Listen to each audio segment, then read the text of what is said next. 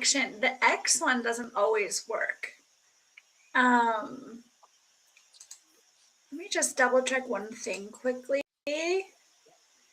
Yeah, let's try to connect to X. We are getting started. Amazing. Okay. Okay, we are officially live everywhere.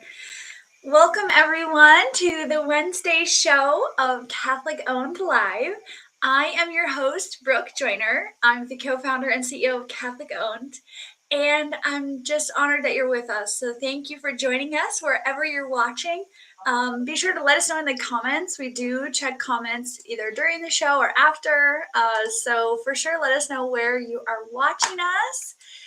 Today, I am honored to have a wonderful guest with me here on the show. And I'm going to read her bio because she's amazing. Caroline King is a longtime member of Catholic Owned, and I will give you your full intro. But first, Caroline, thank you so much for joining us. Oh, Brooke, thank you so much for having me. It's a true honor to be here with you and to join everybody here. And we're just, as you know, big fans of the mission of what you're doing, and just delighted that we can have this opportunity to chat today. Amazing. Thank you.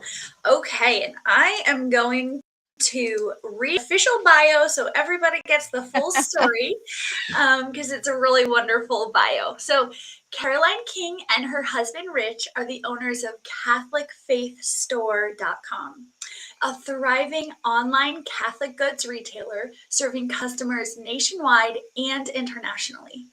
Based in the Kansas City metro area, right in the heartland of the United States, they run the business alongside their 7 children, each contributing in ways suited to their age and abilities. And I just love that. Caroline is a cradle Catholic who met Rich at St. Thomas Aquinas College in California. Both came from large, faithful Catholic families, and after 25 years of marriage, their shared faith remains the foundation of everything they do.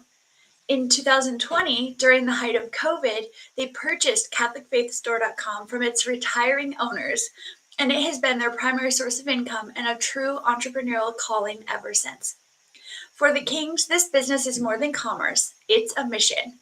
They get to walk alongside faithful men and women at meaningful moments in their faith journeys, from sacraments to celebrations, partnering with the best Catholic suppliers in the country to make it possible. Caroline and Rich are passionate supporters of the Catholic business community and believe that when Catholic-owned businesses work together, they create something greater, an environment of faith, hope, and commerce that gives glory to God. Thank you, Caroline. This is amazing. Oh, you're welcome. Well, of course, we want to shine a light on CatholicFaithStore.com, but there are many things about your work and your story that I think bring a unique perspective to the conversation about building the new Catholic economy. Right. So, first up, and just so everyone knows, I did not present questions. This is very Holy Spirit led. I go with the flow. So you're Amen. You're a little on the spot. But something that stood out to me about when you guys purchased the shop, and I don't even think shop is the right word, but it was from retiring owners. Right. And, people speak with me often about succession, right? Mm-hmm. And so can you tell us, obviously that's a very important part of the Catholic owned business life cycle. Can you tell us about how did you find this business for sale? What are some of the things the owners shared in this plan of succession, and anything about that experience that maybe people want to hear? Oh, I'd be happy to, and it's truly, Brooke. It's a God-led story. It really is, because it was during the height of COVID. The world was shutting down, and the company that I used to work for, what we did is we brokered businesses. And so business succession and the legacy of businesses was a really big thing that I had been a part of for several years prior to COVID. COVID comes, and the owners of my company that, that let me go, he said, "I'm sorry, we have to let you go." It's just the uncertainty of 2020. We all keenly remember that. And way it was the feast of the Annunciation, March 25th, and I had just was scrolling through my work emails, and I was wanting to do have access to those. Because he was hoping to bring us back at some point, but we didn't. And there was a listing from one of the brokers I worked with before on helping to transition a company for this store, and it caught my attention because and a rosary on it. Like, well, this, and then reading the prospectus, looking at the information, I was like, "Oh my goodness, is this a store that's been going since 2005? Very well established. It sells, it has its own proprietary website, store.com. It also was on Amazon. It had a lot of diversification and a lot of love in the company by the previous owners who were computer programmers.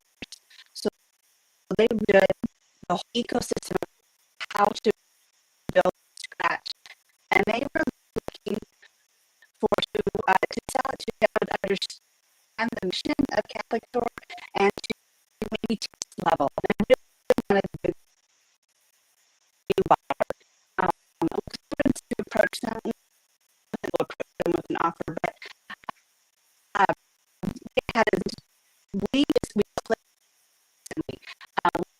we loved who they were, what they had done, and made us. They liked the fact that we were, a Catholic family, that we had